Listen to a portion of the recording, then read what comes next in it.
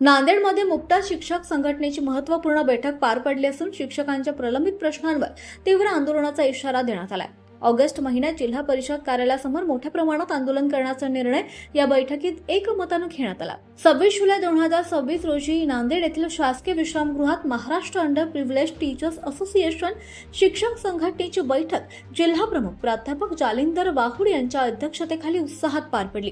बैठकीत शिक्षकांच्या विविध प्रलंबित प्रश्नांवर सविस्तर चर्चा करण्यात आली। अंशतः अनुदानित शिक्षकांना टप्प्याटप्प्याने अनुदान मंजूर करणं, पवित्र पोर्टल पूर्वी आणि नंतर नियुक्त झालेल्या शिक्षकांना तात्काळ वैयक्तिक मान्यता देणं, जुनी पेन्शन योजना लागू करणं, NPS बाबत शासनाने स्पष्ट भूमिका घ्यावी, शिक्षकांना SIR तसं BLOच्या कामातून मुक्त करावं, वैयक्तिक मान्यतेतील नावांच्या त्रुटी दुरुस्त कराव्यात, पात्र शिक्षकांना पदवीधर वेतन श्रेणी लागू करावी तसंच नवीन संच मान्यतेची अट रद्द करावी अशा विविध मागण्या यावेळी मांडण्यात आल्या। या सर्व मागण्यांसाठी ऑगस्ट महिन्यात नांदेड जिल्हा परिषद कार्यालयासमोर मुक्ता शिक्षक संघटनेतर्फे मोठ्या प्रमाणावर आंदोलन करण्यात येणार असल्याचा निर्णय सर्वानुमते घेण्यात आला। याच बैठकीत संघटनेच्या विविध जिल्हा आणि तालुका पदांवर नवीन पदाधिकाऱ्यांची निवड करण्यात आली आहे। निवड झालेल्या पदाधिकाऱ्यांना नियुक्तीपत्रांचं वितरण जिल्हा प्रमुख प्राध्यापक जालिंदर वाहुड यांच्या हस्ते करण्यात आले।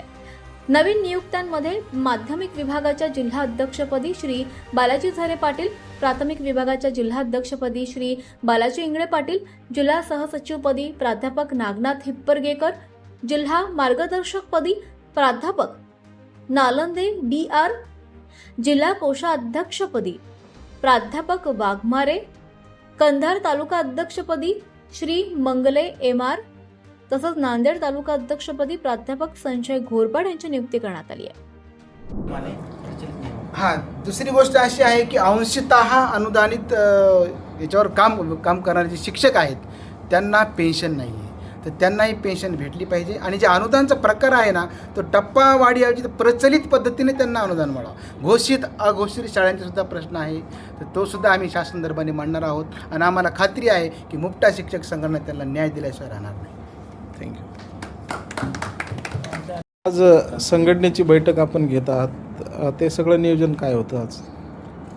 मुक्ता शिक्षक संघटना ही मागील 30 वर्षापासून शिक्षक, प्राध्यापक आणि शिक्षकेतर कर्मचारी यांच्यावर होणारा न्याय अन्यायाला वाचा फोडणारी संघटना म्हणून ओळखली जाते। या ठिकाणी आज जी मुक्ता शिक्षक संघटनेची बैठक या ठिकाणी आपण बोलवली होती, त्या बैठकीचा प्रमुख हेतू असा आहे की जिल्ह्यामध्येच नव्हे तर संपूर्ण राज्यामध्ये शिक्षकांचे अनेक प्रश्न आहेत। त्यामध्ये सर्वात मोठा प्रश्न असा आहे की शिक्षकांना या ठिकाणी बरेच अशैक्षणिक कामे या ठिकाणी लावली जातात, जसं की SIRची कामं, BLOची कामं, अनेक शिक्षकांचं NPSचे जे हे आहे अकाउंट ते सुद्धा या ठिकाणी क्रिएट झालेलं नाही। पुन्हा पवित्र पोर्टलमधून जे शिक्षक भरती झालेत किंवा पवित्र पोर्टल नसताना जे भरती झालेत त्या शिक्षकांच्या वैयक्तिक मान्यता सुद्धा या ठिकाणी आज बऱ्याचशा पेंडिंग आहेत। या संदर्भामध्ये मुक्ता शिक्षक संघटना या ठिकाणी शासन स्तरावरती त्यांना या ठिकाणी जाब विचारणार आहे आणि त्यांना न्याय मिळवून देणार आहे। तसेच सर्वात प्रश्न या ठिकाणी मला हा वाटतो की टप्पावाढ अनेक शाळांना काय झालेलं आहे, काही शाळांना 20% टप्पावाढ भेटला, काही शाळांना 40, काहीला 60। बऱ्याच ठिकाणी काय होते, ज्या ठिकाणी 60% टप्पा आहे त्या पद्धतीने त्यांचं पेमेंट होत नाही, वेतन होत नाही। 60% टप्पा असेल तर त्यांचा पगार 40% होतो, 80 असेल तर पगार 60% होतो। तर ही गोष्ट या ठिकाणी थांबली पाहिजे। ही गोष्ट प्रकर्षाने आम्हाला शासनाच्या निदर्शनात आणून द्यायची आहे आणि हे सगळं सांगण्यासाठी आम्ही पुढच्या महिन्यामध्ये या ठिकाणी मोठ्या प्रमाणावर तीव्र आंदोलन करणार आहोत, हे या ठिकाणी मी स्पष्ट करतो। आंदोलनाची काय दिशा असेल? आंदोलनाची प्रमुख दिशा म्हणजे शिक्षक जे पदवीधरचा प्रश्न आहे, बरेच शिक्षक काय आहेत की ते पदवीधर आहेत परंतु त्यांना पदवीधरची जी श्रेणी आहे ती मिळत नाही आहे। हा मला वाटतं शिक्षकावरती होणारा फार मोठा अन्याय आहे।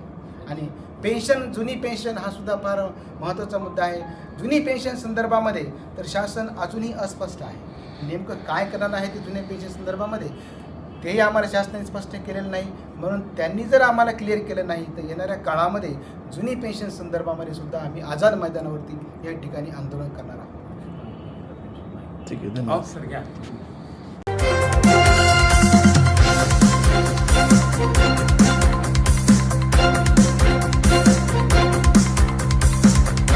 समाज साधना न्यूज, समाजहितासाठी सदैव अग्रेसर.